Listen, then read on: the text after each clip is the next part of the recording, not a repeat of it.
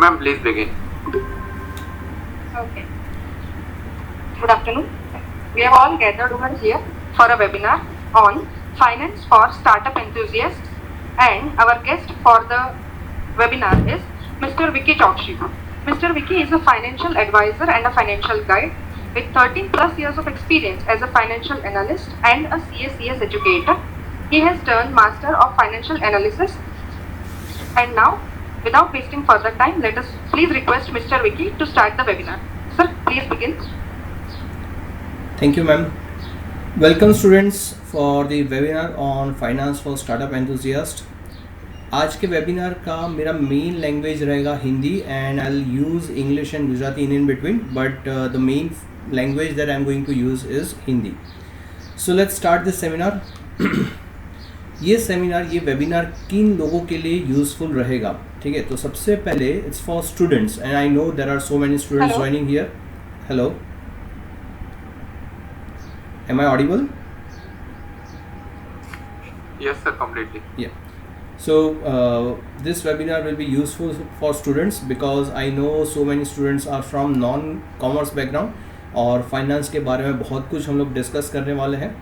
Second, startup for enthusiast, मतलब जो लोग स्टार्टअप करने वाले हैं या थोड़ा बहुत भी आपके दिमाग में थॉट है कि आज नहीं तो 2 साल बाद या after completing your college if you are planning to start a startup, चाहे आपके दिमाग में कोई आइडिया हो या ना हो, लेकिन अगर थोड़ा भी एक ऐसा दिल में वो इच्छा है कि स्टार्टअप कभी करना है तो डेफिनेटली ये सेमिनार आपके लिए बहुत यूज़फुल रहेगा.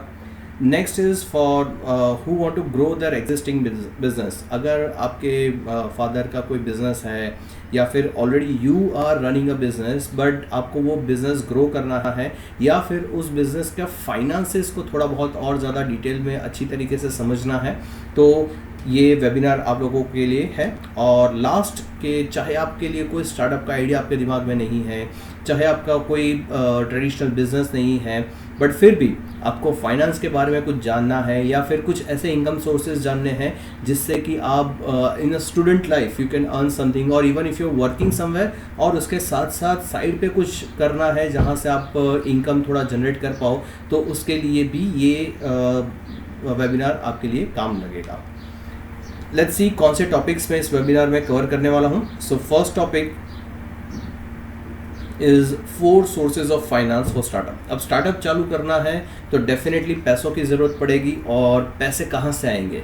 तो आपका जो सेविंग्स है वो इतना ज़्यादा नहीं होगा जिससे कि आप एक बड़ी सी कंपनी चालू कर पाओ. हाँ, डेफिनेटली एक स्टार्टअप स्टार्ट कर पाओगे कंपनी को, लेकिन जब कंपनी को अलग लेवल पे लेकर जाना है, बड़ा बनाना है, स्केल लेवल पे काम करना है, तो you will need finance, you will need money. तो वो कहाँ से पैसा आएगा? और सेकेंड पॉइंट कि वो पैसा अगर आपको लेना है तो how can you prepare yourself.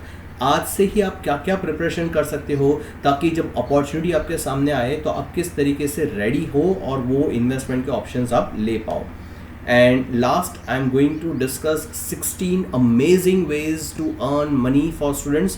Even if you are in student life, लेकिन there are 16 ways that I have found out जो मैं इस वेबिनार के एंड में डिस्कस करने वाला हूँ, and I can guarantee you कि इसमें से कुछ ना कुछ ऐसा होगा जो आपको एक्साइट करेगा, आपके लिए वो चीज़ बहुत इंपॉर्टेंट बन के रह जाएगी और वो पैसा आप कमा पाओगे. तो ये वेबिनार में बने रहिएगा. At the end of the webinar I am going to discuss this 16 ways to earn money, and trust me, ये वेज जानने के बाद आप कुछ भी ऐसा वैसा करने का नहीं सोचोगे, बिकॉज ये ऐसे तरीके हैं जिससे कि आपका रेज्यूम और ज़्यादा स्ट्रांग होगा. जितने भी तरीके मैंने आपको बताए हैं वो ऐसे ही तरीके बताए हैं, उससे या तो आपका एक्सपीरियंस ऐड होगा या तो आपकी स्किल्स डेवलप होगी या कुछ ना कुछ आप ऐसा लर्न करोगे, ऐसी चीज़, मतलब कोई ऐसी चीज़ में काम करोगे जिससे कि आपका रेज्यूमे और ज़्यादा स्ट्रांग होगा कि फ्यूचर में अगर कहीं पे स्टार्टअप के लिए पैसा किसी से मांगना जाना है इन्वेस्टर्स के पास, या तो फिर अगर जॉब लेने जानी है, तो ये जो वेज है ये अगर आपने किया हुआ रहेगा तो आपको बहुत हेल्प करेगा. तो चलिए स्टार्ट करते हैं. 4 sources of finance for startup. कौन से 4 सोर्सेज के बारे में मैं डिस्कस करने वाला हूँ? तो सबसे पहला सोर्स है आपका खुद का सेविंग्स. अगर आपके पास जेब में एक भी रुपया नहीं है तो 90% बिजनेस ऐसे है जो आप चालू नहीं कर पाओगे. थोड़ा बहुत तो रुपया उसमें डालना ही पड़ेगा. और अगर आपके जेब में पैसा है तो ये आपको काम लगेगा to survive in worst situation. Because जब आप बिजनेस चालू करने का सोच रहे हो तो वो जॉब जैसा नहीं है जहाँ पे आपको फिक्स एवरी मंथ पैसा मिलेगा। बिजनेस में कई बार ऐसी सिचुएशंस आती है जहाँ पे जेब से भी पैसा डाल के बिजनेस को कंटिन्यू करना पड़ता है, और बहुत सारे बिजनेसेस ने ये चीज़ की है लास्ट ईयर में। जब ये कोरोना का लॉकडाउन आया था, बिजनेसेस नहीं चल रहे थे, लेकिन रेंट वगैरह जा रहा था, तो जेब से पैसा भर के भी उन लोगों ने अपना बिजनेस कंटिन्यू रखा है। तो उसके लिए सेविंग्स बहुत इंपॉर्टेंट है। तो first will discuss about savings. Second, अगर आपने बिजनेस स्टार्टअप स्टार्ट कर लिया, आपका प्रोडक्ट अच्छा चल रहा है और उसकी डिमांड है मार्केट में, लेकिन ज़्यादा उसको बनाने के लिए, ज़्यादा प्रोडक्शन के लिए आपको ज़्यादा एसेट्स चाहिए होगी, ज़्यादा मशीनरी चाहिए होगी या ज़्यादा मैन पावर लगेगा, उसके लिए आपको बड़ा इन्वेस्टमेंट चाहिए और उसके लिए आपको इन्वेस्टर्स को अप्रोच करना ही पड़ेगा, इन्वेस्टर्स को मिलने के लिए जाना पड़ेगा। तो जब आप इन्वेस्टर्स के पास जाते हो तो सबसे कम डिफ़िकल्टी हो और आराम से इन्वेस्टर्स को आप एग्री कर पाओ अपने स्टार्टअप में पैसा इन्वेस्ट करने के लिए, उसके लिए क्या करना पड़ेगा वो हम लोग डिस्कस करेंगे। Third is loan. एक और ऑप्शन है, वो है लोन, यानी कि बैंक के पास से या किसी और इंस्टीट्यूशनल इन्वेस्टर्स के, किसी और इंस्टीट्यूशंस के पास से लोन लेना इज़ एन ऑप्शन। लेकिन लोन लेने के लिए भी बहुत सारी चीज़ें वो लोग चेक करते हैं। तो क्या क्या चेक करते हैं और उन चीज़ों के लिए हम लोग कैसे प्रिपेयर हो सकते हैं, that I am going to discuss. And last is profit. Profit बहुत दूर की बात है, बट फिर भी जब आपका बिजनेस एक रनिंग मोड में आ जाएगा और आपका प्रोडक्ट लोग लेना चालू करेंगे तो उससे रेवेन्यू जनरेट होगा और रेवेन्यू में से विल स्टार्ट अर्निंग प्रॉफिट, और वो प्रॉफिट जब आप वापस से बिजनेस में इन्वेस्ट करते हो तो that is also a source of finance. तो उसको किस तरीके से मैनेज किया जा सकता है या किस तरीके से प्रोडक्ट को लॉन्च किया जाए जिससे कि प्रॉफिट जल्द से जल्द चालू हो जाए और अच्छा प्रॉफिट हो, तो ये सारी चीज़ें हम लोग डिस्कस करने वाले हैं। So let's start with our first point, which is savings. अब एक बेसिक क्वेश्चन मैं आपको पूछना चाहता हूँ, and you should ask yourself कि जब भी आपके हाथ में कोई भी रुपया आता है, जैसे दिवाली हो गई या आपकी बर्थडे है, आप किसी अपने एल्डर के पास से आशीर्वाद लेते हो तो साथ में पैसा भी मिलता है, तो ये जब पैसा आपके हाथ में आता है या यहाँ वहाँ से कहीं से भी जो भी सोर्सेज है आपके पैसों के, वो जब पैसा आपके हाथ में आता है तो सबसे पहला थॉट आपके दिमाग में क्या आता है? इस पैसे से क्या लूँ, क्या चीज़ मैं परचेस करूँ जो मैं पूरा साल वेट कर रहा था, जो मुझे चाहिए था, अब मेरे हाथ में पैसा है, पहले जाऊँगा और ये चीज़ मैं परचेस करूँगा, right? But you need to change your mind set when you are planning for a business. जब आप एक स्टार्टअप के बारे में सोच रहे हो तो सबसे पहली चीज़ आपको पैसों के बारे में अपना माइंड सेट चेंज करना पड़ेगा। Don't think what can I buy from this, think where can I invest this money. जब पैसा आपके हाथ में आता है तो सबसे पहली चीज़ ये सोचो कि इन पैसों को कहाँ पे इन्वेस्ट करूँ जिससे कि जब मुझे स्टार्टअप चालू करना है, जब मैं चालू करूँगा उस टाइम पे ये पैसा मुझे काम लगे। तो change your mind set, start thinking, जब भी पैसा हाथ में आता है तो इन्वेस्टमेंट के ऑप्शन सोचो। अब आपके दिमाग में ये क्वेश्चन आएगा कि सर 100 रुपये 200 रुपये में तो क्या इन्वेस्टमेंट करें? बेटा 100 रुपये से भी आप इन्वेस्टमेंट कर सकते हो, और वही सारी चीज़ें भी मैं इस वेबिनार में डिस्कस करने वाला हूँ आगे। Second cheese, keep track of your expense. सबसे बड़ी गलती जो छोटे business, small businesses and startups जो है वो सबसे बड़ी गलती करते हैं कि वो अपने एक्सपेंसेस का ट्रैक नहीं रखते। वो ये माइंडसेट लेकर चल रहे हैं कि अभी अभी तो अपना बिजनेस स्टार्ट हुआ है तो ये तो लॉस मेकिंग ही होगा, तो फिर मैं क्यों एक्सपेंसेस लिखूं और खुद को रियलाइज़ करवाऊं कि अरे मेरी कंपनी लॉस कर रही है। या तो फिर अभी तो मेरा बिजनेस छोटा है, इतने ज़्यादा खर्चे या इतने ज़्यादा इनकम है नहीं कि जिससे मुझे इसको लिखने की ज़रूरत पड़े। मेरे दिमाग में सब कुछ है और मुझे याद है कहाँ कहाँ से पैसा आया, कहाँ कहाँ खर्चा हुआ। बट मैं रिकॉर्ड रखने के लिए आपको एक्सपेंसेस ट्रैक करने को नहीं बोल रहा हूँ। मैं इसलिए बोल रहा हूँ कि अगर आप इन एक्सपेंसेस का एक प्रॉपर वे से इस चीज़ को लिखोगे तो आप उसको एनालाइज कर पाओगे कि ऐसी कौन सी जगह है जहाँ पे आप पैसा बचा सकते हो। एंड दूसरी चीज़, when you are writing your expenses you will also write your income, कि कहाँ से पैसा आया वो भी लिखोगे। And when you will write कि कहाँ से पैसा आया तो आप उन चीज़ों पे ज़्यादा फोकस कर पाओगे कि यार ये चीज़ें हैं या ये बिजनेस में इतनी चीज़ें हैं जहाँ से मुझे पैसा ज़्यादा आता है। You can focus on that and you will improve those things. So ये चीज़ें हैं जिससे कि आप अपना एक्सपेंसेस ट्रैक कर सकते हो। इसके बारे में ये ऐसा टॉपिक है जिसके बारे में बहुत डिटेल में बहुत कुछ डिस्कस किया जा सकता है। And I am planning to launch a video, I am planning to upload a series of video, पूरा एक सीरीज़ मैं प्लान कर रहा हूँ अपने यूट्यूब चैनल पे इसके लिए कि किस तरीके से अपने एक्सपेंसेस को ट्रैक किया जा सके। तो इफ़ यू आर इंटरेस्टेड तो आप वहाँ पे आके इस चीज़ को डिटेल में देख सकते हैं। Next is learn to differentiate between appreciable assets and depreciable assets. Now if you guys are from non-financial background तो आपको शायद ये terms थोड़ी difficult लगेगी, but let me explain what is appreciable assets. Appreciable assets यानी कि ऐसी assets जो आपके खरीदने के बाद एप्रिशिएट होती है, यानी कि जिसकी वैल्यूज़ बढ़ती है।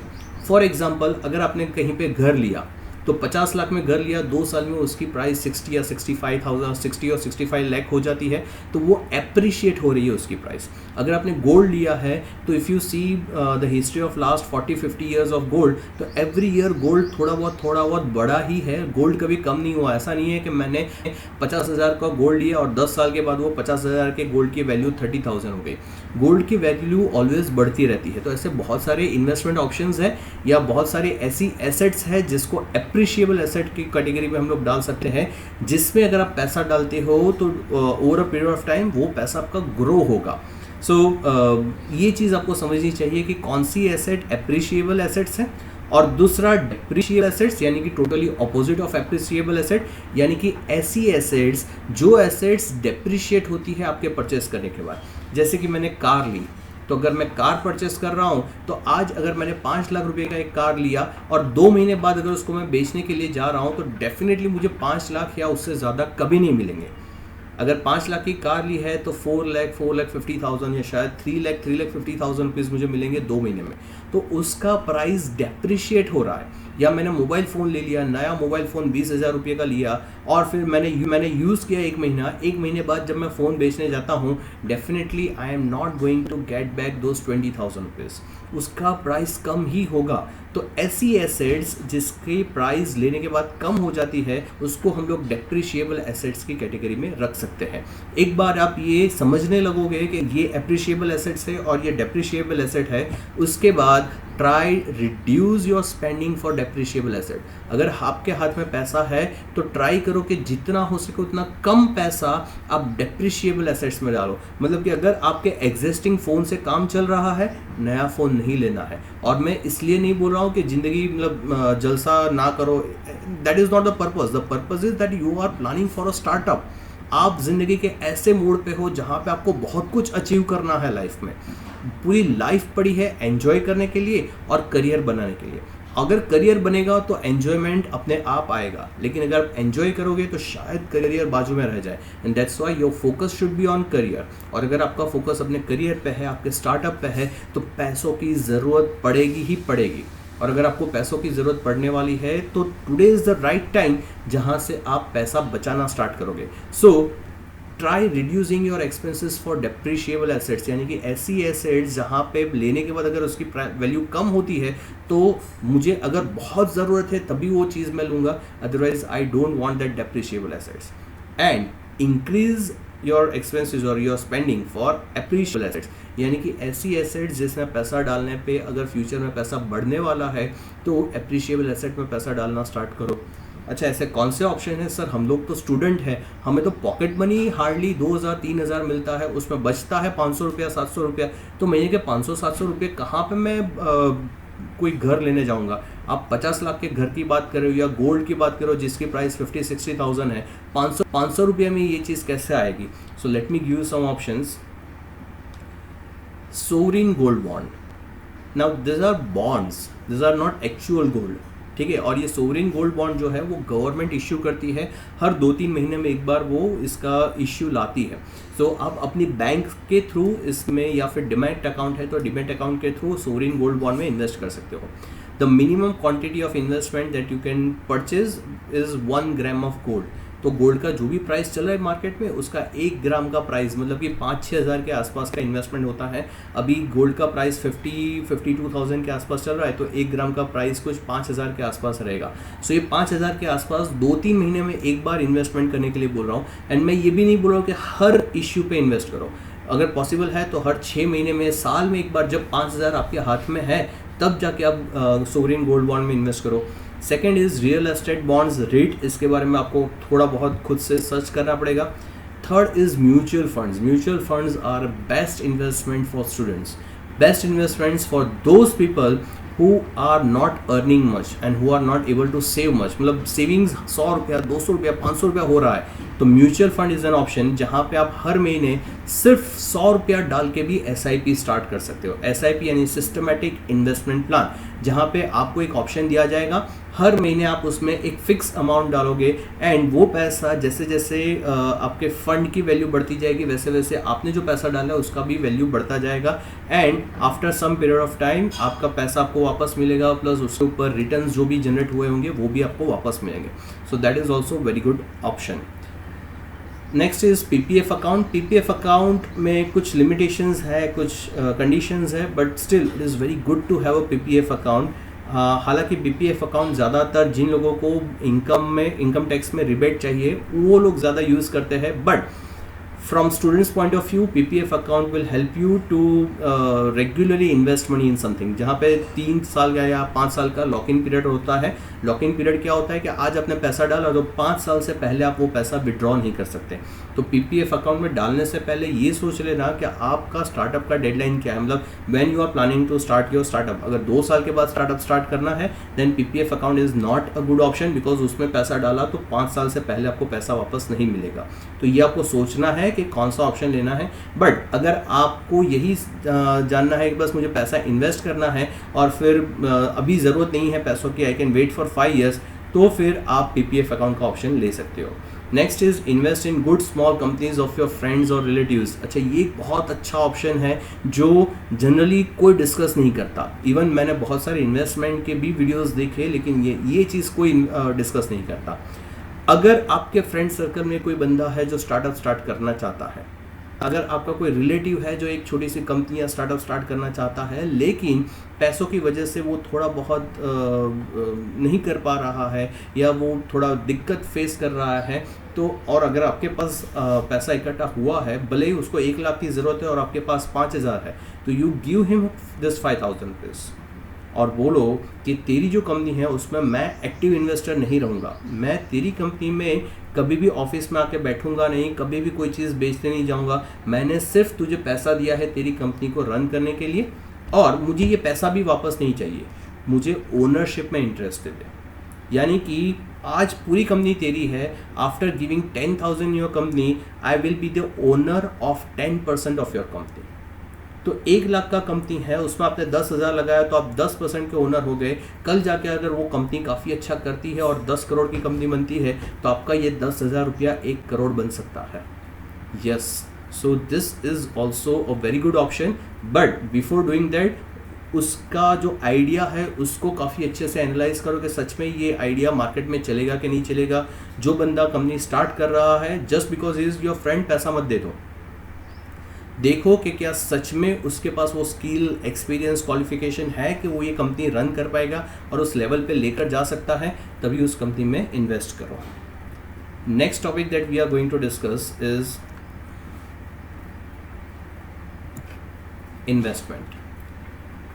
इन्वेस्टमेंट लाना है हमारे स्टार्टअप में, ठीक है। यहाँ पे जब मैं इन्वेस्टमेंट की बात कर रहा हूँ तो मैंने स्टार्टअप कंपनी स्टार्ट की है, थोड़ा बहुत काम चल रहा है, बट अब उसको मुझे अलग लेवल पे लेकर जाना है, बड़ा स्केल करना है, तो मुझे पैसा चाहिए। और पैसे का एक ऑप्शन है कि मैं इन्वेस्टर्स के पास जाऊँ, ऐसे लोगों के पास जाऊँ जो इन्वेस्टमेंट करने के लिए रेडी है और उनके पास से इन्वेस्टमेंट लेकर आऊँ। बट ऐसे ही कोई मुँह उठाकर आपको इन्वेस्टमेंट नहीं दे देगा। जैसे आप अपनी फ्रेंड की कंपनी में पैसा डालने से पहले सोच रहे होगे क्या उसके पास स्किल, क्वालिफिकेशन या फिर एक्सपीरियंस है कि नहीं, क्या वो ये कर पाएगा कि नहीं, क्या उसका बिजनेस आइडिया उतना वायबल है कि नहीं, तो वैसे ही इन्वेस्टर्स भी आपको जज करेंगे और इसीलिए you have to keep yourself ready for this thing. So think from investor point of view कि अगर आपकी कंपनी में आपको पैसा डालना है तो आपका क्या थिंकिंग होगा, कौन सी चीज़ें हैं जो आप चेक करोगे, ठीक है। So try to gain those required qualification, skills, experience, जो भी चीज़ें की ज़रूरत है वो सारी चीज़ें अपने रेज्यूम में आज से डालना स्टार्ट करें। सबसे पहले बात करते हैं एजुकेशन की, क्वालिफिकेशन की। So there is no threshold, ऐसा कोई फिक्स नंबर नहीं है, बट एक जनरल आइडिया ऐसा है कि if you can score average 7 CGPA plus, मतलब 7 से ज़्यादा CGPA अपने एजुकेशन में आप स्कोर कर रहे हो, मतलब कि you are above average student, मतलब कि आपका दिमाग काफ़ी अच्छे से चल रहा है and you are very good in the concept clearance, मतलब कंसेप्ट आपके एटलीस्ट बेसिक कंसेप्ट क्लियर है कि आप इस फील्ड में बिजनेस कर पाओ। Second is to learn new skills. आप जो भी स्टार्टअप चालू करना चाहते हो उसके रिलेटेड जो भी स्किल्स है वो स्किल्स एक्वायर करना स्टार्ट करो। जो भी आइडिया है उसके रिलेटेड ऑनलाइन बहुत सारे पेड और अनपेड सोर्सेज है, या तो पैसा देकर सीखो या तो फ्री में यूट्यूब पे वीडियोस मिल जाएंगे, वहाँ से सीखो। बहुत सारी जगह है जहाँ से आप ये स्किल्स एक्वायर कर सकते हो, अपने नई नई चीज़ें लर्न कर सकते हो। That should be related to your startup and get an internship in the field you want to open startup. अगर हो सके तो इंटर्नशिप ले लो, चाहे वो आपकी कॉलेज से कंपलसरी हो या ना हो, चाहे आपको कॉलेज बोल रही है कि इंटर्नशिप लेना कंपलसरी है या नहीं बोल रही है। शायद काफ़ी सारी कॉलेजेस में ऐसा है कि फर्स्ट ईयर या सेकेंड ईयर में कंपलसरी नहीं होता है, थर्ड ईयर से कंपलसरी होता है, but still if you are in first year और सेकेंड ईयर और थर्ड ईयर और फोर्थ ईयर, किसी भी ईयर में आप पढ़ रहे हो, अभी भी लेट नहीं हुआ है, गो and get an internship. Sir कैसे मिलेगी इंटर्नशिप? इंटर्नशिप मिलना इतना भी डिफ़िकल्ट नहीं है, because internship is win win situation. Company को बहुत सस्ते में एम्प्लॉय मिल जाता है, इंटर्नशिप में आपको 1000-2000 रुपये से ज़्यादा पैसा नहीं मिलेगा, बट आप इंटर्नशिप पैसों के लिए कर भी नहीं रहे हो, आप इंटर्नशिप कर रहे हो टू गेट एन एक्सपीरियंस। उस फील्ड का क्या नॉलेज है वो नॉलेज आपको मिलेगा विच इज़ इनवैल्यूएबल। तो इसलिए कंपनी को बहुत सस्ते में एक एम्प्लॉय मिल जाता है और आपको बहुत सस्ते में, मतलब पैसा लेकर आप नॉलेज लेते हो जो आप शायद दूसरी जगह पे सीखने जाना पड़ता। तो इंटर्नशिप कैसे मिलेगा? एक अच्छा सा रेज्यूम बनाओ, एक अच्छा सा पोर्टफोलियो बनाओ और 8-10 कंपनी में हर जगह पे फिजिकली जाकर वहाँ पे अप्लाई करो कि I want an internship in your company. भले ही उन लोगों ने कोई एडवर्टाइजमेंट निकाली हो या ना निकाली हो, वैकेंसी हो या ना हो, go and submit your resume कि सर अगर कोई इंटर्नशिप के लिए होगा तो मुझे बताना। 10 कंपनी में डालोगे, कम से कम एक कंपनी का रिप्लाई आएगा ही आएगा, दे विल कॉन्टैक्ट यू और आपको इंटर्नशिप मिल जाएगी। तो इंटर्नशिप मिलना इतना डिफिकल्ट नहीं है, बस थोड़ा एफर्ट डालना पड़ेगा। एंड लास्ट, अगर इंटर्नशिप नहीं करना है तो फ्रीलांसिंग वर्क चालू कर दो जो आपकी फील्ड का है, तो ये एक ऑप्शन है जहाँ से पैसा कमाना भी आप स्टार्ट कर लोगे। Next is loan. ठीक है, अब लोन कहाँ से मिलता है? तो एक जनरल परसेप्शन है कि भैया लोन जो है वो बैंक से मिलता है, और अगर बैंक से हमें लोन चाहिए तो बहुत सारे डॉक्यूमेंट्स की ज़रूरत पड़ती है। सबसे बड़ी चीज़ बैंक क्या चेक करती है? तो आपका फाइनेंशियल हिस्ट्री चेक करती है, और फाइनेंशियल हिस्ट्री आपको क्लीन रखना है और रेडी रखना है। अच्छा, ये फाइनेंशियल हिस्ट्री होता क्या है और कैसे रेडी रखे, कैसे क्लीन रखे? तो फाइनेंशियल हिस्ट्री मतलब कि बैंक नॉर्मली जो भी बंदा लोन लेने के लिए आता है, बैंक चेक करता है कि पास्ट में इसने कोई लोन लिया था, अगर लिया था तो उसने टाइम पे उसका पैसा रीपे किया कि नहीं। दूसरी चीज़, इस बंदे का इनकम कितना है। अच्छा, बैंक को कैसे पता चलेगा? जो इनकम टैक्स रिटर्न फाइल करते हैं उससे बैंक को पता चलता है कि हर साल ये कितना रुपया इनकम टैक्स भर रहा है, उससे बैंक को पता चलता है कि इसका इनकम इतना है। तो वो इनकम देखती है कि अच्छा ये अगर महीने का 50,000 कमा रहा है तो उसको हम लोग 5 लाख की लोन दे सकते हैं, जिसका EMI 10,000 वो आराम से पे कर लेगा। लेकिन अगर कोई बंदा महीने का 10,000 रुपया ही कमा रहा है तो 5 लाख का लोन उसको नहीं देंगे, बिकॉज उसका EMI अगर 10,000 हो रहा है तो 10,000 अगर ये EMI भरेगा तो खाएगा पिएगा क्या? डेफिनेटली ये डिफ़ॉल्ट होगा। तो इसलिए बैंक शायद उन लोगों की EMI मतलब लोन नहीं देता है। सो हिस्ट्री देखा जाता है, जिसमें पहले मैंने आप लोगों को बताया कि हिस्ट्री में बैंक देखती है कि इसने कोई लोन लिया था कि नहीं, सेकेंड उसने इनकम टैक्स भरा है कि नहीं, और तीसरी चीज़ कि अगर आपके पास क्रेडिट कार्ड है तो क्रेडिट कार्ड पे आप कितना खर्चा करते हो हर महीने पे, और वो खर्चा करने के बाद क्या आप पैसा टाइम पे रीपे करते हो कि नहीं, तो वो भी आपकी हिस्ट्री में गिना जाता है। सो किस तरीके से हम अपनी हिस्ट्री को बना सकते हैं और उसको क्लीन रख सकते हैं, तो ये कुछ बेसिक स्टेप्स है। हालांकि बहुत सारे स्टेप्स आपको पता होंगे, बट फिर भी इसको फॉलो करना है ये नहीं पता है। सो that is what I am sharing you. First is open a bank account. या ये लगता है कि बहुत बेसिक स्टेप है, ये तो सब लोग करते हैं, बट नहीं, सारे स्टूडेंट्स तो एटलीस्ट नहीं करते। There are so many students जो लोगों ने अपने बैंक अकाउंट अभी तक नहीं खोले हैं। Even though you are a student, sir हमारा कोई इनकम नहीं है, पैसा आता जाता नहीं है, बैंक अकाउंट खोल के करेंगे क्या? At least you will get to learn the process of banking. तो इसकी वजह से बैंक अकाउंट खोलना बहुत ज़रूरी है, और पापा को लेकर मत जाना खुद से जाना और बैंक अकाउंट खोलना, ताकि आपको सारा प्रोसेस समझ में आए। एक बार बैंक अकाउंट खुलता है उसके बाद apply for pan card. Pan card क्या होता है? Permanent account number. Permanent account number यानी कि जो पैन कार्ड होता है उसके नंबर, उसका एक नंबर जो आपका यूनिक नंबर आएगा, उससे आप इनकम टैक्स पे कर सकते हो। सर इनकम नहीं, पैन कार्ड क्या लिए? सो पैन कार्ड लेना ज़रूरी है। अगर आपके पास पैन कार्ड है तभी आप फ्यूचर में भी कभी इनकम टैक्स रिटर्न फाइल करना है तो कर सकते हो। So having a pan card will start creating your financial history. Financial history के लिए पैन कार्ड बहुत ज़रूरी है। सो और उसका प्रोसेस भी इतना ज़्यादा महंगा नहीं है। 200-500 रुपये में अगर किसी को बोल भी दोगे तो वो भी करके देगा। And if you are smart enough तो ऑनलाइन पूरा प्रोसेस गवर्नमेंट ने समझाया हुआ है। पैन कार्ड की ऑनलाइन वेबसाइट है, वहाँ पे जाओ, सारे डॉक्यूमेंट्स दो और आपका 1 महीने में पैन कार्ड बन के घर पे आ जाएगा। उतना ईजी प्रोसेस है, ठीक है। तो go and get PAN card and start filing income tax return even if it is null. अच्छा, इनकम टैक्स रिटर्न होता क्या है, ये एक कंसेप्ट है जो काफ़ी सारे स्टूडेंट्स को नहीं पता है।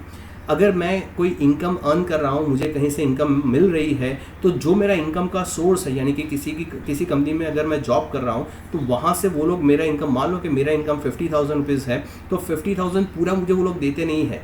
50,000 में से 5,000 रुपया काट के 45 मुझे देंगे और वो जो 5,000 रुपया काटा, वो 5,000 रुपया वो लोग गवर्नमेंट को दे देंगे और गवर्नमेंट को बोलेंगे कि हमारे यहाँ पे ये सो एंड सो एम्प्लॉय काम कर रहा है जिसका महीने का इनकम 50,000 है और जिसमें से ये TDS हमने काटा है, टैक्स डिडक्टेड एट सोर्स, यानी कि जहाँ मेरा सोर्स जो है वो ही मेरा टैक्स काट के गवर्नमेंट को दे देता है और ये पूरा साल चलता है। बट फिर at the end of the year मैं रियलाइज करता हूँ कि there are few tax deduction. अगर किसी पर्टिकुलर जगह पे मैं इन्वेस्ट करता हूँ तो मुझे टैक्स में से डिडक्शन मिल रहा है, मतलब कि पूरे साल मिलाकर 5,000 काटा पूरे साल, तो टोटल 60,000 रुपीज़ गवर्नमेंट को पे किया गया मेरी इनकम में से।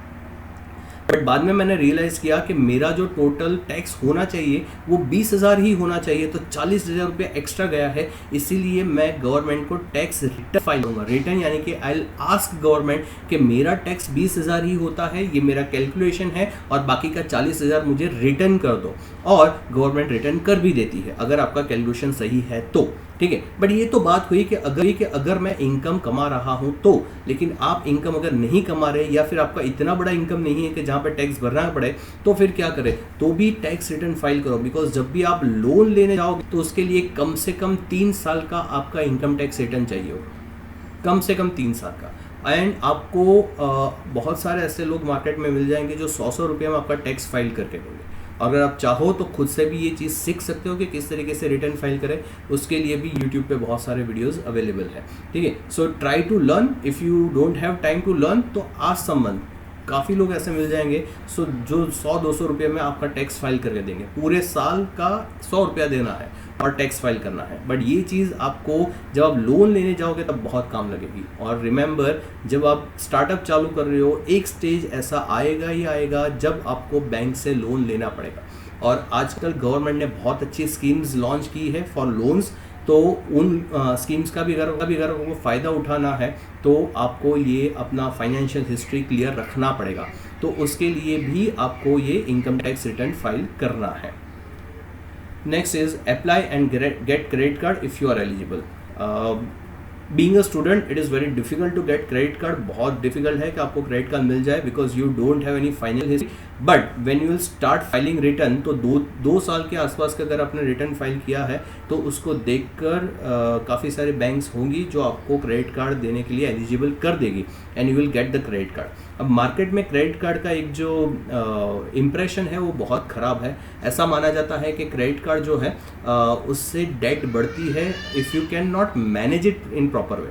लेकिन अगर आप क्रेडिट कार्ड अच्छी तरीके से मैनेज कर सकते हो, यानी कि क्रेडिट कार्ड से उतना ही सामान खरीदते हो जितना आप पे कर पाओ, और अच्छे से एवरी मंथ जो भी पैसा खर्चा है वो आप रेगुलरली पे कर रहे हो, तो that will help you to clear your credit history. और उससे लोन लेने में बहुत आसानी होती है, क्योंकि अगर आपने क्रेडिट कार्ड लिया है मतलब कि ये एक टाइप का डेट है जो आप हर महीने लेते हो बैंक के पास से और फिर रीपे करते हो। तो अगर आपके पास क्रेडिट कार्ड का हिस्ट्री है तो बैंक ये समझेगा कि इस बंदे को अपना पैसा मैनेज करना आता है। जब भी इसने लोन लिया है, यानी कि जब भी क्रेडिट कार्ड पे कोई चीज़ खर्चा किया है तो टाइम पे उसने पैसा पे किया है, ताकि अगर मैं इसको लोन दूंगा, ये मेरे पास लोन मांगने आया है, तो डेफिनेटली उसका कुछ प्लानिंग होगा कि इस तरीके से मैं लोन रिपे करूंगा, और ट्रस्ट ज़्यादा रहेगा इस बंदे के ऊपर कि उसको लोन दे दे हम लोग। तो क्रेडिट कार्ड हिस्ट्री अगर आपके पास है तो लोन लेना बहुत ईजी हो जाएगा आपके लिए। सो make sure that you get a credit card when ever it is possible. Last is profit. Profit कैसे कमाएं? हालांकि ये बहुत दूर की बात है प्रॉफिट कमाना, अभी तो मतलब स्टार्टअप का एक आइडिया है दिमाग में, अभी से क्यों प्रॉफिट की बात करें, but still there are few things that I want to highlight here. So don't spend much time in perfecting your product. पहली चीज़ कि परफेक्ट प्रोडक्ट जैसी कोई चीज़ होती ही नहीं है मार्केट में। सबसे अच्छा फ़ोन कौन सा है मार्केट में? आईफोन। बट फिर भी हर साल वो लोग आईफोन नया निकालते हैं। क्यों? बिकॉज दे ऑल्सो अंडरस्टैंड कि लास्ट ईयर वाला परफेक्ट नहीं है, और ज़्यादा इम्प्रूव करो, और ज़्यादा इम्प्रूव करो। सो ये जो इम्प्रूवमेंट का प्रोसेस है वो हर साल, नॉट हर साल, हर मिनट चलता रहता है। और इसीलिए आप जिस भी प्रोडक्ट पे काम कर रहे हो वो प्रोडक्ट कभी परफेक्ट नहीं हो सकता। जब 19th सेंचुरी में स्टीम इंजन निकला था रेलवे का, वो कोयला डाल के फिर ट्रेन चलती थी, तब लोगों को लगा कि सबसे fastest way of commuting is this, और इससे ज़्यादा और ज़्यादा इम्प्रूवमेंट कुछ हो ही नहीं सकता। लेकिन आज के दिन में आपको पता है कि कितने अलग अलग इम्प्रूवमेंट हो रहे हैं, कितने ज़्यादा इनोवेशंस हो गए। आज की डेट में हमें इलेक्ट्रिक व्हीकल्स भी मिलने लगे हैं, ठीक है। तो ऐसे बहुत सारी चीज़ें हैं जो अभी भी एक्सप्लोर करना बाकी है। आपको अगर ऐसा लगता है कि हर आइडिया किसी ना किसी ने ले लिया है, सब कुछ मार्केट में अवेलेबल है, मैं क्या नया इनोवेट करूं, तो बहुत कुछ है अभी भी इनोवेट करने के लिए। And remember, if you can not innovate, that's okay. Make your services very good so that customer can not resist themself. Second, launch very basic version. आपका जो भी प्रोडक्ट है उसको परफेक्ट करने के लिए मत जाओ। जो भी एक बेसिक प्रोडक्ट, मतलब यूज़ करने लायक प्रोडक्ट बन रहा है, उसको लॉन्च कर दो, सस्ते में लॉन्च करो, या ऐसा बोल दो कस्टमर को कि लेना है आप इसको लेकर जाओ, जितना पैसा देना है उतना दो। बिकॉज इनिशियली आपका फोकस प्रॉफिट पे नहीं रहना चाहिए, आपका फोकस रहना चाहिए फीडबैक पे। जब आपने चीज़ें मार्केट में बेची है तो कस्टमर के पास से फीडबैक लेना मत भूलो। जैसे कि ये वेबिनार खत्म होगा उसके बाद आपको एक फीडबैक फॉर्म मिलेगा, तो वो फीडबैक फॉर्म में आई एम एक्सपेक्टिंग कि आप लोग कुछ मुझे ऐसा कंस्ट्रक्टिव फीडबैक लो, ताकि जब फ्यूचर में वापस से एक ऐसा कोई वेबिनार करो तो इससे भी ज़्यादा अच्छा, इससे भी ज़्यादा इम्प्रूव्ड वेबिनार हो कि और भी स्टूडेंट्स को इसको सुनने में मज़ा आए। So feedback is very important, profit is not important at the initial stage, ठीक है। एंड आप मान लो कि 6 महीना आपने लगाया प्रोडक्ट को इम्प्रूव करने में, प्रोडक्ट को परफेक्ट करने में, और आपने प्रोडक्ट लॉन्च नहीं किया। आप सोच रहे हो कि आज मैं प्रोडक्ट लॉन्च कर दूंगा, बहुत रफ प्रोडक्ट है, इससे अच्छा कि मैं टाइम लेता हूँ, प्रोडक्ट को परफेक्ट करता हूँ, 6 महीने बाद उसको लॉन्च करूंगा। तो आप जो भी चीज़ सोच रहे हो कि ये चीज़ करूंगा तो मेरा प्रोडक्ट परफेक्ट होगा, शायद परफेक्ट प्रोडक्ट मार्केट में जाने के बाद कस्टमर्स उसको पसंद ना करें। तो रादर वेटिंग फॉर 6 मंथ और 6 महीने बाद अपना प्रोडक्ट आप लॉन्च करो और फिर कस्टमर को पसंद ना आए, उससे अच्छा है कि आज भी पसंद नहीं आने वाला यही प्रोडक्ट मार्केट में डाल दो, कस्टमर्स के पास फीडबैक लेते रहो, और देखो 6 महीने में आपका प्रोडक्ट कस्टमर के हिसाब से परफेक्ट हो जाएगा। नॉट परफेक्ट बट बहुत इम्प्रूव हो जाएगा, ठीक है। So rather spending 6 month at home perfecting your product versus कि भी आप आज जैसा भी प्रोडक्ट है, बेसिक वर्जन है, उसको लॉन्च कर दो, कस्टमर के पास फीडबैक लेते रहो और उसको इम्प्रूव करते रहो। 6 महीने में आप बहुत आगे होंगे compare to you are trying to perfect your product. So make sure कि प्रोडक्ट परफेक्ट करना इज़ नॉट रिक्वायर्ड, कस्टमर का फीडबैक के हिसाब से प्रोडक्ट को इम्प्रूव करना वो बहुत ज़रूरी है। और जब आप प्रोडक्ट इंप्रूव करोगे तो that will increase satisfaction of the customer. अगर आपने कोई प्रोडक्ट बनाया है, मेरे पास से फीडबैक पूछा और मैंने आपको फीडबैक दिया कि अरे आपके प्रोडक्ट में ये चीज़ चेंज करो, 1 महीने बाद आपने एक्चुअली वो चीज़ चेंज करके उस कस्टमर को अप्रोच किया कि सर हमने आपने फीडबैक दिया इसलिए हमने चेंज किया है, अब वापस हमारा प्रोडक्ट ट्राई करके आप बताओ कि कैसा लगा, तो उस कस्टमर का भी ईगो फुलफिल होगा। कस्टमर को बहुत अच्छा लगेगा कि हाँ मैंने कोई फीडबैक दिया और इन लोगों ने उसको सुना, इसको इम्प्रूव किया। वो कस्टमर ही आपका मार्केटिंग एजेंट बन जाएगा, वो ही 10 लोगों को बोलेगा कि देखो ये प्रोडक्ट था, मैंने बोला कि ये इम्प्रूवमेंट करना, इन लोगों ने इम्प्रूवमेंट करके दिया, अब ट्राई करो क्या प्रोडक्ट बना इन लोगों का। So this is how your brand will build. Customers आपको जानने लगेंगे। जो कस्टमर पहले बोल रहा था कि आपका प्रोडक्ट अच्छा नहीं है, आपने उसका फीडबैक लेकर अपना प्रोडक्ट इंप्रूव किया, कस्टमर को वो चीज़ बहुत पसंद आएगी और वो लॉयल हो जाएगा आपके ब्रांड के लिए। सो ट्राई टेकिंग फीडबैक, और फीडबैक लेने के बाद वापस से उन कस्टमर्स के पास जाकर उनका वापस से फीडबैक लो कि सर जैसे आपने बोला था वैसे हमने इम्प्रूव किया, अब बताओ और कोई चीज़ है कि नहीं। बोनस टिप, ये मैंने पहले नहीं बताया था, but this bonus tips are very important, बहुत यूजफुल बोनस टिप्स हैं and you will love this, I am sure. So bonus tip, सबसे पहले टिप, इंक्यूबेशन सेल। हर कॉलेज में, आपकी कॉलेज में भी इंक्यूबेशन सेल होता है और है। इंक्यूबेशन सेल होता क्या है? So it is generally run by college, बड़ी बड़ी कंपनीज होती है जो इंक्यूबेशन सेल्स चलाती है, एंड TBI गवर्नमेंट सेल्स भी होता है, मतलब गवर्नमेंट की भी एक सेक्शन होता है जो ये इंक्यूबेशन सेल चलाता है, एंड दे हेल्प स्टार्टअप के हेल्प के लिए ये सेल्स चलाए जाते हैं।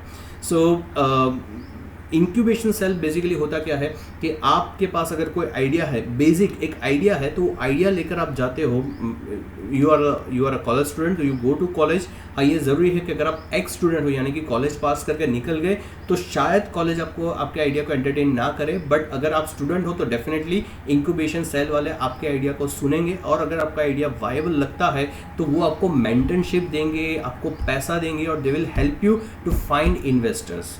और जब आपका आइडिया बेस पे है अपना स्टार्टअप, मतलब स्टार्टअप आपका उस बेस पे, उस स्टेज पे है जहाँ पे अभी सिर्फ आइडिया है दिमाग में, आपने प्रोडक्ट पे काम करना चालू नहीं किया या बहुत थोड़ा बहुत काम किया है, तो वहाँ पे you will get so many angel investors. अगर सच में आपके आइडिया में दम है और सच में आप में वो स्किल, क्वालिफिकेशन एंड एक्सपीरियंस है, then you will get angel investors. Angel investors generally 5 lakh से 20 लाख के आसपास का फंडिंग देते हैं, ज़्यादा इन्वेस्टर्स बेसिकली, तो वो 5 से 20 लाख का इन्वेस्टमेंट देते हैं। और कॉलेज के पास ऐसे कॉन्टेक्ट्स होते हैं जो एंजल इन्वेस्टर्स को आपके आइडिया के साथ मिला सके, मतलब एंजल इन्वेस्टर्स होते हैं जो कॉलेज को कांटेक्ट करते हैं कि we are looking for a startup जहाँ पे हम लोग इन्वेस्ट कर सके, and you guys are contacting incubation cell, तो वो दोनों को मिलाएगा। फिर you pitch your product, you pitch your idea to the investors, और अगर इन्वेस्टर को अच्छा लगता है तो they will definitely help you, they will definitely invest in your company, in your startup.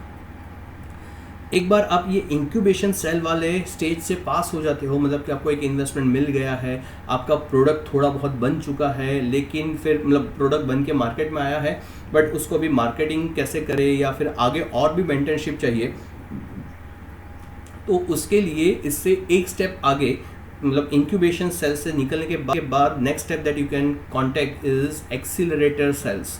Accelerator cells generally big companies run करती है, college level पे नहीं होता है या गवर्नमेंट लेवल पे भी नहीं होता है generally, but there are some exceptions always. So ये एक्सीलरेटर सेल्स जो है वहाँ पे मेंटरशिप टारगेटेड एरिया को दी जाती है, मतलब पहले जो इंक्यूबेशन सेल में मेंटरशिप दी जाती है वो बिजनेस कैसे करना है उसके ऊपर मेंटरशिप दी जाती थी, तो एक्सीलरेटर सेल्स में आपको ये बताया जाएगा कि अगर आप ऐप डेवलपमेंट के बिजनेस में हो तो वो ऐप डेवलपमेंट, वो स्पेसिफिक टारगेट एरिया को किस तरीके से आप ऑप्टिमाइज कर सकते हो और अपने बिजनेस आइडिया को आगे लेकर जा सकते हो, उसके बारे में आपको मेंटरशिप दिया जाएगा। Provide help to scale your business को बड़े स्केल पे कैसे ले जाया जा सकता है, कैसे बहुत सारे कस्टमर्स, ज़्यादा कस्टमर्स को आप अप्रोच कर सकते हो, किस तरीके से आप मार्केटिंग कर सकते हो, ये सारी चीज़ों में आपको हेल्प मिलती है। आपको ग्रांट्स भी, हायर ग्रांट मिलती है, मतलब ज़्यादा पैसा मिलता है। स्पेसिफिक एरिया इन्वेस्टर्स, मतलब बहुत सारे इन्वेस्टर्स ऐसे हैं जो लोग मान के बैठे कि मुझे सिर्फ टेक्नोलॉजी में इन्वेस्ट करना है, या मुझे सिर्फ ऑटोमोबाइल्स में इन्वेस्ट करना है, या मुझे सिर्फ फार्मास्यूटिकल में इन्वेस्ट करना है, और मेरा इन्वेस्टमेंट का जो कैपेसिटी हो 20 लाख से 10 करोड़ तक का कैपेसिटी है, बहुत पैसा है, बट मुझे अच्छा सा आइडिया चाहिए।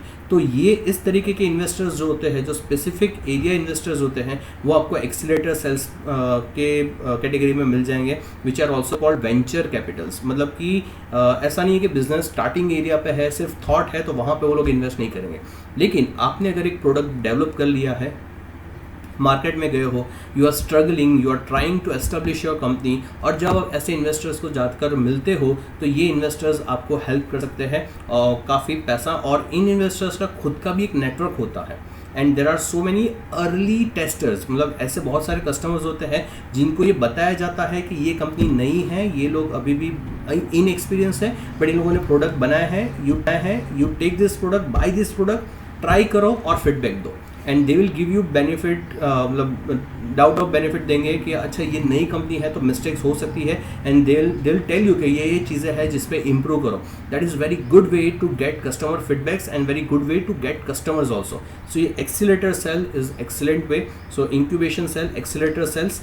And third is other government programs to support startup business. तो बहुत सारे गवर्नमेंट ने भी प्रोग्राम स्टार्ट किए हैं जहाँ पे स्टार्टअप बिजनेस को वो लोग सपोर्ट कर रहे हैं. So you need to explore a bit, थोड़ा बहुत एक्सप्लोर करो, बहुत सारे प्रोग्राम्स आपको मिल जाएंगे. सो ये बोनस टिप थी. दिस आर द वेज जहाँ पे आपको बहुत सारा फंडिंग और बहुत सारा मेंटरशिप, बहुत सारी चीज़ें, बहुत सारी हेल्प मिल सकती है. अब जो मैंने वेबिनार के स्टार्टिंग में आपको प्रॉमिस किया था that I will give you 16 ways to earn money for student. Amazing 16 ways. So let's discuss these things. Very first, take an internship in your field even if it is not compulsory from your college. इसके बारे में already हमने discuss कर लिया है. Go and get internship. The best way that you can earn some money but a lots of experience of your field. It's the best to get an internship. Second, अब इसके बाद वाले जो option है उसको मैंने कैटेगरी वाइज डिवाइड किया हुआ है. तो सबसे पहला कैटेगरी है फ्रीलांसिंग बिजनेस. मैंने बोल तो दिया था पहले कि भैया फ्रीलांसिंग बिजनेस करो, बट क्या बिजनेस कर सकते हैं. So let me give you some options for freelancing business. Second is website development. First हमने देखा, this is second, website development. अगर आप इंजीनियरिंग के स्टूडेंट हो, स्पेशली कंप्यूटर इंजीनियरिंग के स्टूडेंट हो, तो वेबसाइट डेवलप करना आपको आता ही होगा. अगर नहीं आता है तो go and get knowledge of this. और आप बहुत बेसिक चीज़ों से स्टार्ट कर सकते हो. एक वर्डप्रेस है, गूगल साइट्स है जहाँ पे रेडी टेम्पलेट्स अवेलेबल है, उसको ले लो और उससे वेबसाइट बनाना स्टार्ट करो. But you will get some knowledge about making the website and gradually you will learn how to make website. So website बनाओ. और ऐसे बहुत सारे फ्रीलांसिंग वेबसाइट्स है. अगर आप गूगल पे सर्च करोगे फ्रीलांसिंग वेबसाइट, तो जहाँ पे आप खुद को लिस्ट कर सकते हो कि मैं वेबसाइट डेवलपर, और जो भी क्लाइंट्स, बहुत सारे क्लाइंट्स हैं ऐसे फ्रीलांसर्स को ढूंढते हैं, तो वहाँ पे आपका जो भी फील्ड है वो देखेंगे कि अच्छा आप वेबसाइट डेवलप करते हो, तो आपको कांटेक्ट करेंगे. नेगोशिएट होगा कि भैया 2000, 3000, 500, 600 रुपये में, 1000 रुपये में कैसा वेबसाइट बनाना है, तो इतना रुपया मैं आपको दूंगा, आप मुझे वेबसाइट बना कर दो. And that is how you can start your business of freelancing. So website development. Second is app development. बहुत सारे ऐसे, I am not asking you to make a complicated app. अगर आप स्टार्ट कर रहे हो तो एक बेसिक सिर्फ व्यूएबल ऐप बना लो जिसमें कोई भी फॉर्म फिल नहीं करना है, या किसी भी जगह पे ऐसा नहीं है कि जिसका मतलब डायनामिक एप्लीकेशन नहीं बनाने के लिए बोल रहा हूँ. मैं बोल रहा हूँ एक स्टैटिक एप्लीकेशन जिसमें आप सिर्फ देख सकते हो, जैसे कि कोई एक पार्लर हो गया, ब्यूटी पार्लर, तो उसमें क्या क्या ट्रीटमेंट वो लोग देते हैं, क्या क्या चीज़ें उनके पास है, बस वही चीज़ लिस्ट किया हुआ है, बट एक बेसिक एप्लीकेशन है. तो इस तरीके का एक एप्लीकेशन बनाओ. तो ऐसे लोगों को कॉन्टेक्ट करो, उनको बोलो कि मैं 500 रुपये में एप्लीकेशन बना कर देता हूँ. आपको पता है कि कितना एफर्ट डलता है इसमें, तो 2-3 पार्लर के पास या रेस्टोरेंट्स के पास जाओ, उनको बोलो कि इस तरीके के एप्लीकेशन में आपको बना कर दूंगा, आई charge you 500 rupees, they will give you work. अगर वो लोग लाख, 10 लाख, 5 लाख का बिजनेस लेकर बैठे, 500 रुपया उन लोगों के लिए कुछ नहीं है. लेकिन अगर वो काम आपको मिलता है 500 रुपये का, तो उससे आपको बहुत कुछ सीखने को मिलेगा. प्लस आप अपने रेज्यूम में डाल सकते हो कि मैं इस तरीके का फ्रीलांसिंग बिजनेस कर रहा था और मेरे इतने क्लाइंट्स हैं जिन लोगों की ये वेबसाइट्स मैंने या ये एप्लीकेशंस मैंने बनाकर दी है. You can actually list down the name of this applications also. Next is graphic designing. वैसे है ईजी चीज़, बट उसके लिए थोड़ा स्किल्स चाहिए, सीखना पड़ेगा. और सीखने के लिए again you can explore online options. बहुत सारे ऑप्शंस है. I will also share you few options कि ऑनलाइन कौन से ऑप्शंस है जहाँ से आप ये चीज़ें सीख सकते हो. तो वो इसके बाद वाली स्लाइड में मैं डिस्कस करूँगा. सो थोड़ा बहुत ऑनलाइन स्किल्स आपको गेन करनी पड़ेगी, but then you can give this services. Graphic designing, जो ग्राफिक डिज़ाइनिंग करके दो उसका भी बहुत अच्छा डिमांड है. Content writing. अब आज के दिन में बहुत सारी चीज़ें ऑनलाइन हो गई है, specially after this corona and lockdown. बहुत सारे बिजनेस ऑनलाइन है, या बहुत सारे लोग ऐसे हैं जो ऑनलाइन कंटेंट क्रिएट करते हैं, यूट्यूबर्स है, इंस्टा के है, ब्लॉग्स लिखते हैं. तो उन लोगों को राइटिंग स्किल्स इतना अच्छा नहीं है. अगर आपके पास राइटिंग स्किल्स है, if you can write it, rather it is in English, Gujarati, Hindi, what ever language you like, जिस भी लैंग्वेज में अगर आप लिख सकते हो तो you have an amazing skill. अगर आप लिख सकते हो तो go in the market, list yourself as a freelancer for content writing and see how much you can earn. So content writing is an amazing skill. इसके बाद video editing. नहीं आता है लोगों को, नहीं आता है वीडियो एडिटिंग. आपके पास ऑप्शंस है, InShot, Vimeo, बहुत सारे ऐसे वीडियो एडिटिंग एप्लीकेशंस है, फ्री एप्लीकेशंस भी है as well as paid applications भी है। You can learn this application. और जैसे यूट्यूब क्रिएटर्स है, जैसे मैं कॉमर्स बैकग्राउंड से हो और मैं यूट्यूब पे वीडियोज़ डालता हूँ, तो मुझे एडिटिंग इतना अच्छा नहीं आता है, तो आई नीड सपोर्ट कि कोई बंदा है जो 100 रुपया लेकर 200 रुपया लेकर मेरे वीडियोज़ अगर एडिट करके दे रहा है, best. I can focus on my work, you can focus on your work, it's a win-win situation। Because video edit करने मैं बैठूंगा तो शायद 10 घंटा उसमें निकल जाएगा, बिकॉज मुझे नहीं आता है। लेकिन अगर कोई बंदा 100 रुपये लेकर मुझे वीडियो एडिट करके दे रहा है, 500 रुपया लेकर वीडियो एडिट करके दे रहा है, best. I'll give 500 rupees to him, I can save my 10 hours and I can focus on other important things which are important for me। But you being a student, आपके portfolio में एक चीज़ आएगी कि आप video edit कर सकते हो, plus you will get some extra money. Next, transcript writing for podcast. आज पॉडकास्ट का भी बहुत अच्छा एक ट्रेंड चल रहा है। What is podcast? तो गेस्ट को बुलाया जाता है और question answer, basically it is an interview, but audio उसका सिर्फ लॉन्च होता है, या कई बार वीडियो एंड ऑडियो दोनों लॉन्च होता है। तो जो भी डिस्कशन होता है गेस्ट के साथ, 1 घंटे का डिस्कशन होता है। तो अगर इंग्लिश में पॉडकास्ट है तो वही चीज़ लिखने के लिए उनके पास कोई बंदा नहीं आता। और आजकल पॉडकास्ट का ट्रांसक्रिप्ट राइटिंग के लिए बहुत डिमांड है। सो अगर कोई पॉडकास्ट कर रहा है, छोटे छोटे पॉडकास्टर्स आपको बहुत सारे मिल जाएंगे, उनको कॉन्टेक्ट करो, क्या राइट योर स्क्रिप्ट, ट्रांसक्रिप्ट मैं आपको लिख कर दूंगा। मतलब वो लोग जो बोल रहे हैं उसको आपको सिर्फ टाइप करके लिख कर, मतलब नॉट राइट, एक्चुअली राइट करना है, सिर्फ टाइप करना है। टाइप करके पूरा वर्ड फाइल बनाकर उनको दे दो कि आपने जो भी डिस्कशन किया था वो डिस्कशन का ये रहा transcript. You have to learn this skill definitely, but इतना ज़्यादा मतलब डिफिकल्ट नहीं है। लोग नहीं कर पाते क्योंकि उनके पास टाइम नहीं होता है। ठीक है, तो ये चीज़ आप कर सकते हो कि जहाँ पे ट्रांसक्रिप्ट राइटिंग कर सकते हो for podcast. Right close captions and subtitles for videos. अगर मैं हिंदी में वीडियोस बना रहा हूँ, ये अपना जो वेबिनार चल रहा है पूरा हिंदी में चल रहा है, बट आई वांट कि ये वेबिनार जो है उसके लिए मुझे सबटाइटल्स मिल जाए इंग्लिश में, तो मैं ग्लोबल ऑडियंस तक पहुँच सकता हूँ। बट मेरे पास टाइम नहीं है कि मैं बैठकर उसको ट्रांसलेट करूँ। If you are good at translating, if you are good at English, तो आप क्लोज कैप्शन या सबटाइटल फॉर वीडियो भी लिख सकते हो। और ऐसे भी बहुत सारे लोग हैं, बहुत सारे लोग हैं जो ऐसे लोगों को ढूंढ रहा है कि भैया 200 रुपया 500 रुपया लेकर मेरे वीडियो का आप सबटाइटल्स लिख कर दो, so that I can put it in my YouTube videos and I can reach more people. Other small business idea, और इसके अलावा दूसरे बिजनेस आइडिया क्या है? तो एक तो क्लाउड किचन। ना किचन तो आपको पता है भी खाना बनता है किचन में, व्हाट इज क्लाउड किचन? तो आप घर पे खाना बनाओ, एक मेनू बना दो और खुद का जो किचन है उसको जोमेटो स्विगी पे लॉन्च कर दो।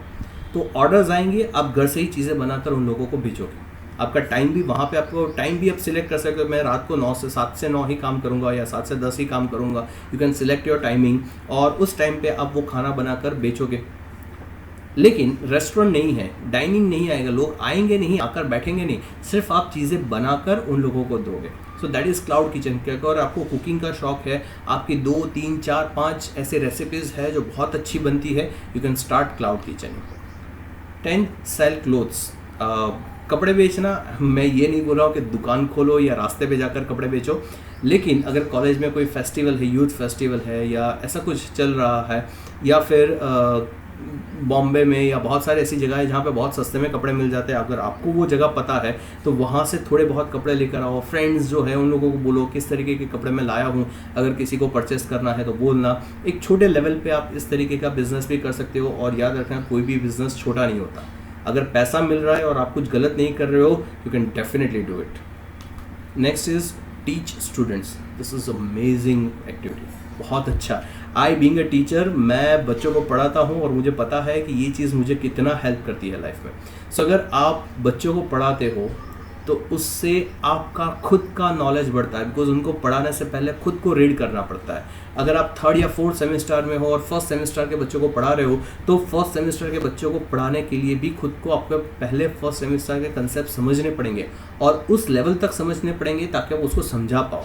अगर आप ऐसा कर रहे हो तो उसकी वजह से आपका नॉलेज भी काफ़ी इंप्रूव होगा। That will help you in your 3rd, 4th semester also. So go and get this job. अगर 2 बच्चे मिलते हैं, 3 बच्चे मिलते हैं, go and teach them. There was a guy, मतलब मेरा एक स्टूडेंट था जो 1st ईयर 2nd ईयर में मेरे पास पढ़ा। जब वो 3rd ईयर में था तब उसने 1st ईयर 2nd ईयर के स्टूडेंट्स को बोला कि मैं फ्री में पढ़ाऊँगा, जिसको जितना पैसा देना है उतना दो, नहीं देना है मत दो, बस आओ मैं पढ़ाऊँगा, मुझे पढ़ाना है बच्चों को। एंड उसने स्टार्ट किया था 2 बच्चे से. There was a time where he was having 50 students and he was asking me कि सर शाम के टाइम पे अगर आपका क्लास फ्री है तो मुझे ये क्लासरूम चाहिए पढ़ाने के लिए बच्चों को. और ऑन एन एवरेज उसको 50 रुपये मिले एक बच्चे से, एवरेज 50 रुपया. That was also 2500 rupees that he earn. उसका तो सिर्फ हॉबी था पढ़ाने का. ठीक है, तो इस तरीके से भी आप कर सकते हो कि you start teaching and you learn so many things.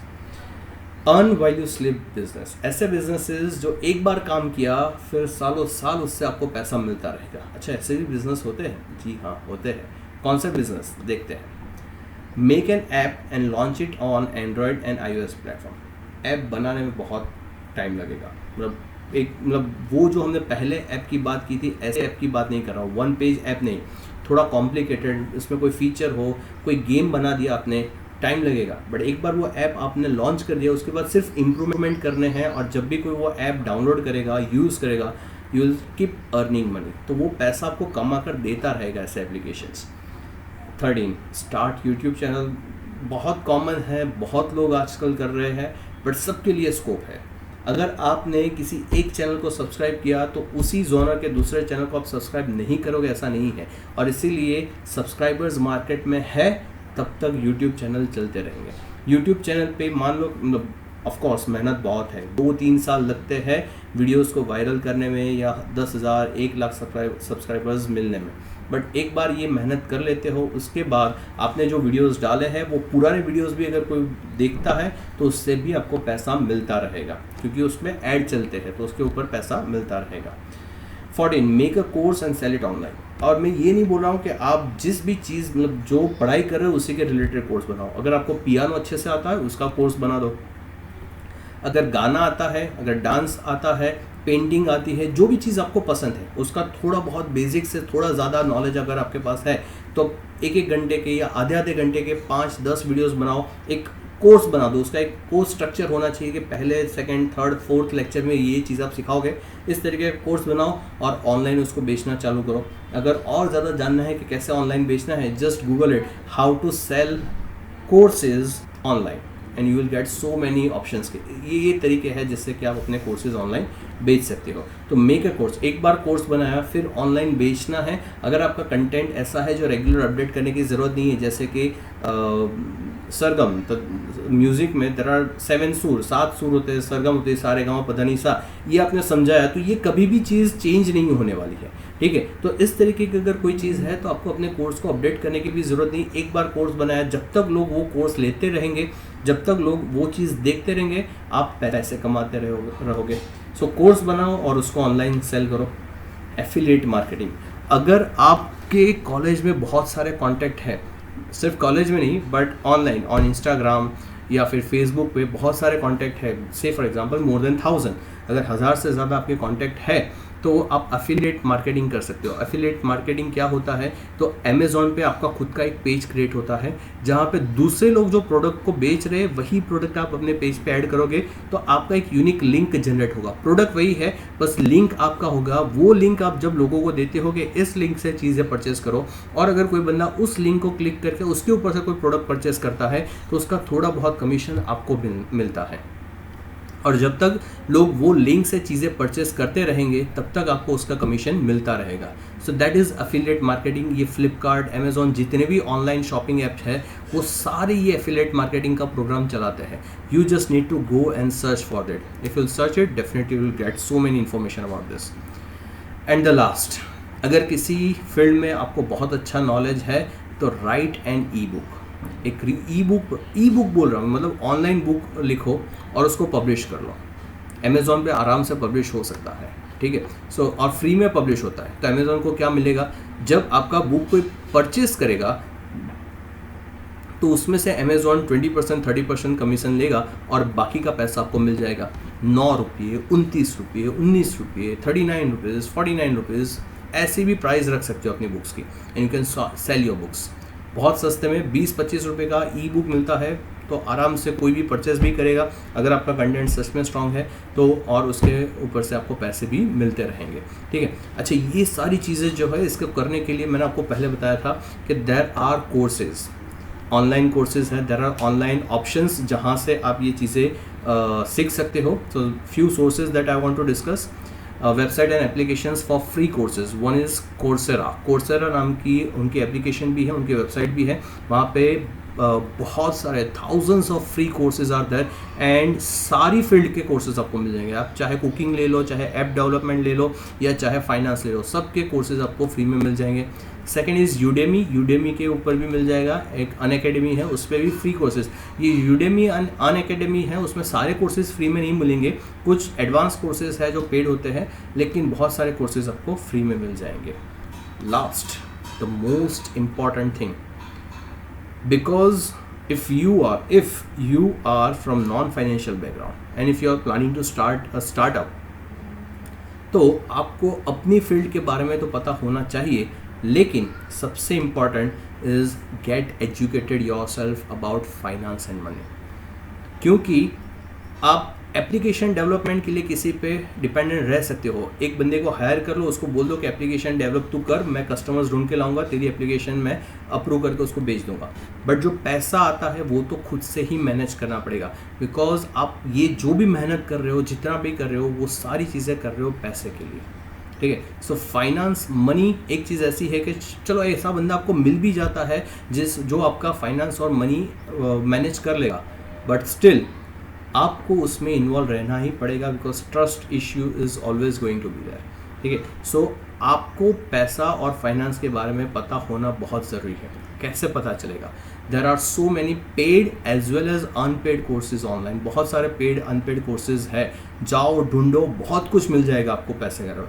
और अगर कुछ नहीं मिलता है तो I have this YouTube channel youtube.vicky-choksi. इस पे जाओगे तो इसमें बहुत सारी चीज़ें हैं जो मैं प्लान कर रहा हूँ डालने के लिए. ये कोर्स में हमने जो डिस्कस किया, एक्सपेंसेस के बारे में, स्टॉक मार्केट क्या होता है, म्यूचुअल फंड्स क्या होता है, बॉन्ड्स क्या होता है, ये सारी चीज़ें, how to grow your startup, और मतलब बेसिकली फाइनेंस के रिलेटेड चीज़ें मैं वहाँ पे डालने का प्लान कर रहा हूँ. एंड फ्यूचर में definitely you will see so many content on this and it's free. You can also follow me on Instagram, जहाँ पे भी मैं फाइनेंस के रिलेटेड इन्फॉर्मेशन डालते रहता हूँ, जहाँ पे बहुत अच्छा एंगेजमेंट होता है. काफ़ी सारी चीज़ें हमारे बच्चे, मतलब I am also teacher, so मेरे स्टूडेंट्स बहुत सारी चीज़ें सीखते हैं यहाँ से. So you can follow me on Instagram also and Facebook. On Facebook also I am there with is choksi-vicky87. So that's it. Okay, so I'm hoping that our students have got a quite good insight on finance and how to start their startup. They might have got an idea about how to manage their finances being a student, from where they can start to earn money or where they can plan to invest their money and their thoughts. So I would like to thank you so much, Vicky sir, that you spared your valuable time for educating our students. I thank you from the bottom of my heart and on the behalf of Parul University. Thank you so much, sir. You're welcome, ma'am.